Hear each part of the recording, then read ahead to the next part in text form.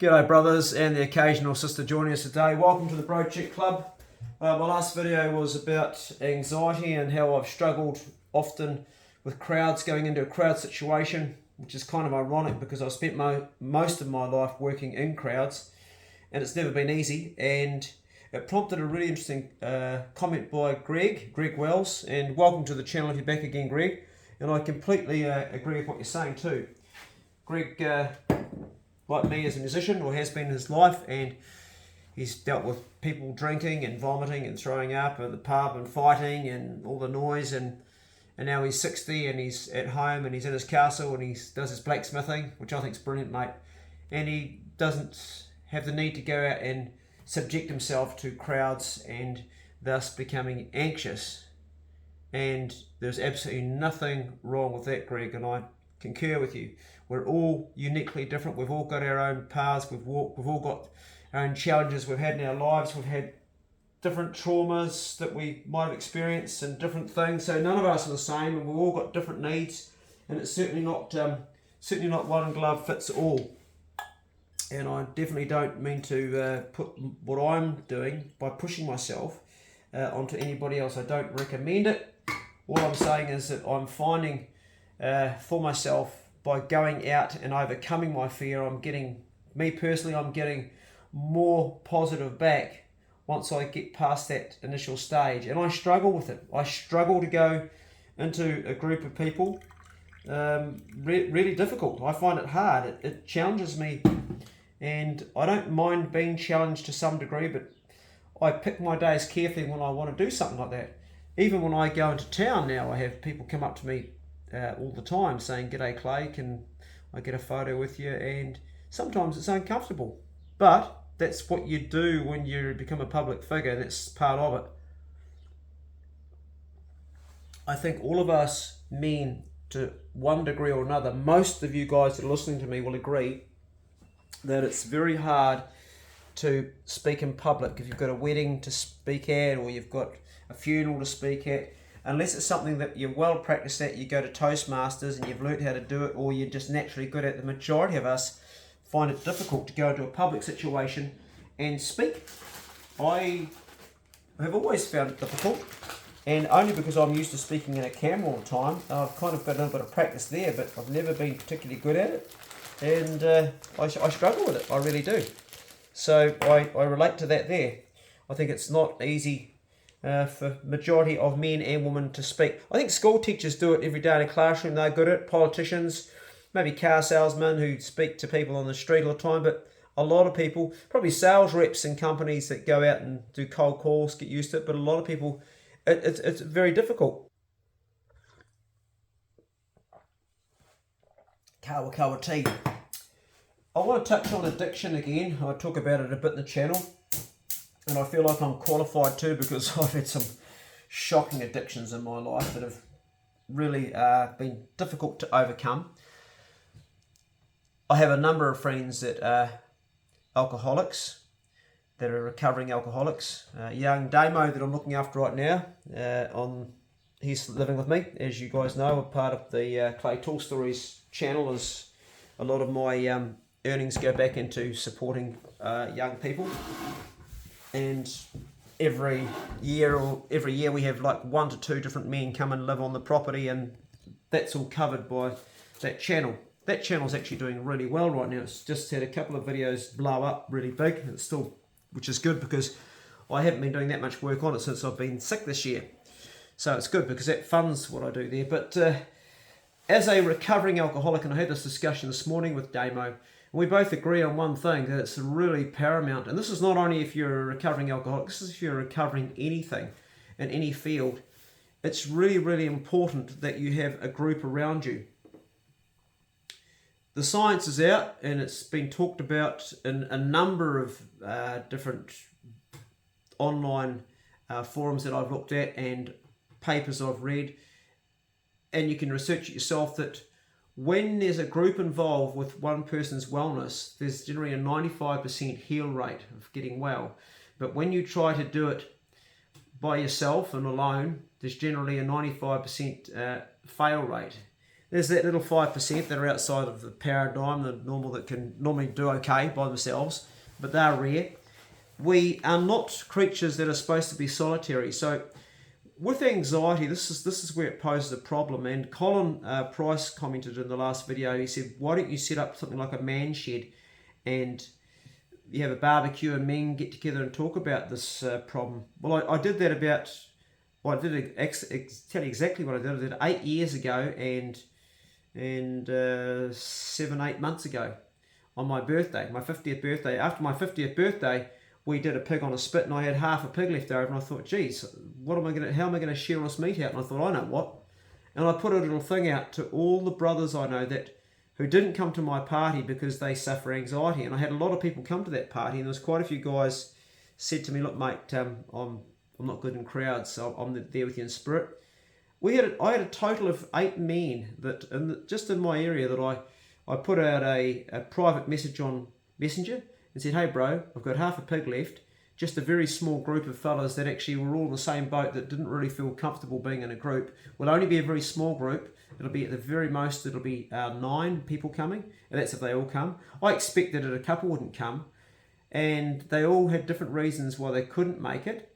And then the majority said, "I'll try to make it." And on the day, it was a Sunday afternoon, I got everything ready and got the pig, had heated it all up, and one person turned up an hour late and no one else came. So out of 9, one turned up and showed up. And he was the one I least expected. And when he came, we just sat down and we chewed on the pork, and we drank whiskey and talked about life.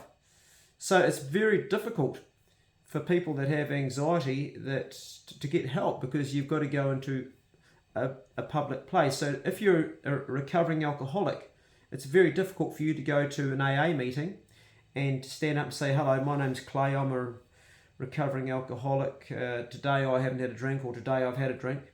It's very difficult if you've got a drug problem. You're going to NA, Narcotics Anonymous, great group as well, and you're standing up, "Hey guys, I'm Clay, I'm a recovering drug addict, and today I haven't smoked any ganja or pinged anything up my arm." It's difficult because you're standing in front of a group. The only thing that makes these groups very, very different to public groups is these are a group of people that are exactly like you in a certain sense. Not exactly like you, but they have a very similar battle on their hands, and that is they struggle to be in a public situation and talk about anything. Not to actually admit that they have a disease. And let's be quite clear about this. Addiction is a disease. Somebody who suffers from alcoholism is no different to somebody who suffers from heart disease or cancer.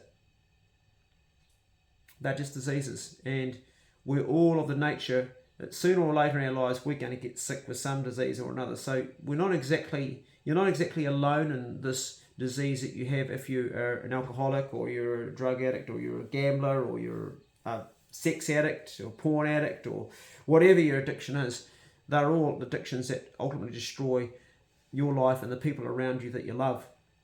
So here we have a bro check situation, and this is where it's really important for you guys. If you have a friend that's, say, a recovering alcoholic, like I've got Damo here, make sure that you give them the support they need to go to that group. And I had this conversation this morning with Damo. I help out a number of people that are struggling with addiction, and Damo agreed with me 100%. He said if I didn't have my church group, well, he didn't say I didn't have it, he just said it's just so important. I know without it he would struggle. He's been with me now for 7 months, hasn't touched a drink. He's an alcoholic, hasn't had a drink. I know that. He hasn't smoked any drugs. Now, one thing I've learned over the years with alcoholics and with drug addicts also is that they lie. They cover up for their disease. That's often the nature of being an alcoholic. Somebody who's behind the scenes drinking all the time will often cover up. You as a helper and someone who's trying to help them, you have to expect, or not expect, you've got to not expect that they're always going to be perfect, it's going to work out, and they're not going to fall off the wagon, and they also may lie to you too. In the case of Damo, I know for a fact that he's not lying because I monitor him close, and I've built up a rapport where I know he's speaking his truth. I can tell I've got that close with him, and he's got his own little room there, and he's got his own cooking place and a own showering toilet, and I watch all the time, and he never shows any of the signs that he's going off and he's doing a great job. Not to say that one day to the next he couldn't drink, because when you're an alcoholic, you're an alcoholic for life, but you are a recovering alcoholic. It's like if you have heart disease, you can arrest heart disease and you can reverse it to some degree, but you're always going to have heart disease for the rest of your life. If you've had cancer, you can arrest cancer, you can get it cut out, you can monitor it, but you are in remission for the rest of your life. That cancer can come back at any time. And as more time goes on, the less chance there is that it will come back. And the same as with a recovering alcoholic or recovering drug addict. The more time you can get away from it without coming back to it, the less chance there is of coming back. But there's never ever a guarantee that something in your life won't come back. I'm an ex-smoker. Oh man, I'm an ex-everything. Oh, I better go and stir this. I'm cooking something on the stove for lunch.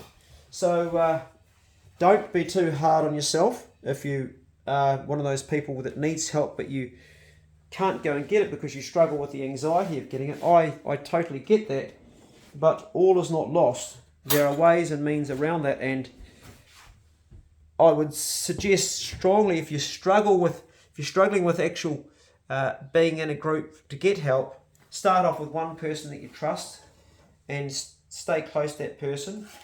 Ideally, it's somebody who has a similar situation. Ideally, say for instance, example, you have a really bad anxiety, and I've got about 5 friends I can think off the top of my head that their anxiety is so bad I can't even plan to go fishing with them or a hunt with them. I've got to spring it on them.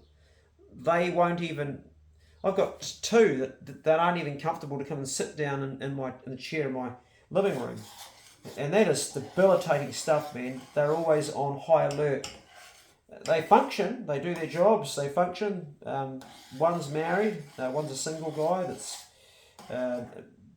They're all functioning, but it's difficult for them. Once you get with someone that's like yourself that has a similar condition, and it's not necessarily anxiety either, it could be someone who's, say for instance, you suffer from bipolar, or say for instance you suffer from, you have a schizoaffective nature, you've got something which is causing you to be schizophrenic or schizoaffective, which is a much more complex disease. But if you find someone else that's like it, you can find parallels, because you're not sick in that disease all the time, and you definitely aren't that disease. It's just something you're afflicted with. I think it's really good that asked me to talk about it, and there's different levels. I'm helping a father out right now who's got a daughter who suffers from terrible autism, and I said to him this morning on the phone, I said, mate, we all have autism. We're just somewhere on the spectrum. We all have some form of, it's just a spectrum. It's not like you're autistic and you're not. We all have something which is about us that's slightly autistic to some degree or not. Some people are really, really like at the far end, like Rain Man, where you can't even talk, and they're really brilliant at one certain thing. And then there's others like, I won't say any names, but I've got a friend he's mildly autistic and brilliant musician, brilliant, but not good with people. When he hugs you like this. He can't put his hands around you, he hugs you this way here. He gives you a hug and it's like this. Yeah, it's like, is that a hug? And so I say to him, give me a hug like this, bro. And he goes, because he can't put his hands around you. I shouldn't laugh. I know you're watching this too right now, mate. And I'm not. We've joked about it, so he'll be cool about it. But he just can't do that. And I think by us talking about it openly and joking about it, we kind of nail. We kind of put it in a place that's easier to process and to find a common ground where you're not alone in this disease or this affliction or condition or whatever you want to call it. The disease is just a name. Everything has a name. So the main thing is that you guys that are struggling with something like that you know that you don't have to be completely isolated in this, even though it's difficult to get out because of the condition of being anxious. There are ways and means. Now let's go back to Greg, who said, I just want to stay in my castle and my blacksmith, and I'm a I think he said he's been a musician. You've been a musician. Mate, I totally relate to that, man. I could stay in my castle all day here. In fact, I do. I spend a lot of time alone, and I love it. I love being in my own company with my dogs, but I do get a shit ton of visitors all the time. I get people come around here every day, and because it's on my bit of dirt and I'm in my castle, I'm comfortable, but I'm not so comfortable going around to their place, and I get invites, and often I don't go. And I realise eventually a lot of them have stopped asking me. So I get that. I'm completely I hear you, mate. And I don't think you do need to go out if it makes you feel that bad. I think there's nothing wrong with staying in your castle and working in your blacksmith and being creative and productive. And Greg, if you're a musician like me, you've probably done more than your share of socialising anyway, mate. You've probably done more than most. You've probably seen more people than most. And I think there's nothing wrong with having me time. I could seriously go and live on a deserted island. People say, oh, you'll miss people. You will. And I know I would miss people for a time. But I reckon I would adapt quite quickly. And I know that because when I used to be a goat colour, we would go away in twos and we would split up. And I used to get into this zone when I was in the bush where I didn't want to come out. We go in for 2 weeks at a time. And I'd say, no, I'm going to do another couple of weeks to my boss. Can you drop me off somewhere else? And I'd go somewhere else, and I loved it. I absolutely loved being a goat colour and being isolated in the bush. Guys, I'm going to chow down this curry. I want to finish the video up by saying, if you are in that group of people, like myself, that you do have trouble, you do have that debilitating thing where when it comes to going out and being with a group, or it comes to just getting help because you have to actually confront it. Know the one thing that I said earlier on is you're not alone. There's hundreds of thousands of us like that, and we're all uniquely different in what it is that we struggle with, but you're not alone. We don't have to hide it, we don't have to be ashamed of it. We can talk about this freely, and it doesn't make you any less of a person on any level. I'm sure you know that anyway, it goes without saying. It just means you've got a bit more of a challenge to get through your day and do the things that you want to do. But trying to put it in its rightful place and manage it in a way that it doesn't impinge on your life and the quality of your life, and enabling you to reach your goals and the things that you dream of, your aspirations and things you want to do, is important too. We here in New Zealand are lucky. We're lucky and we're not lucky. We're lucky in as much as that we have a lot of freedoms compared to a lot of countries. Put yourself in someone living in China or North Korea, or even just trying to survive in the streets of India. India's a good place to go and look at. There you've got factories with hundreds of women making incense all day to make $3 a day. You've got men like us that are working in sewers, really dangerous jobs, dangerous gases. They're working in plantations, bent over 12 hours a day. Think about maybe being a rubbish picker. That's a job in India. All day you're going through rubbish, human excrement and waste to collect plastic so it can be recycled to make $2 or $3 a day. These people that all do these things also as well have anxiety. And on top of that, they've got these other burdens of just surviving on a day-to-day basis. So we actually have, in a country like New Zealand, where you can sit down and we can actually even just stop and have the time to watch this video and hear what I'm saying. This is a luxury, and the other thing I would say is to practice gratitude that we have this freedom to do that, at that time at least. I know that time there's not a lot of it, but we have an opportunity to actually work upon ourselves and fight the good battle. A lot of countries, people are just busy surviving and they don't. So keeping that in balance is also important too. Right, I'm going to eat this curry. I hope this talk had some value to you in your own world, and you were able to in some way install it in your own life that would make your life a bit better. Otherwise, just have a great day and check on a brother. I mean that, check on a brother. And check on yourself too. Go steady. How's this really tasting? I actually have to stop to taste it. It looks terrible, doesn't it? It looks a bit like cow dung. Thankfully it tastes a bit better. It's not bad actually, not bad at all. So yeah.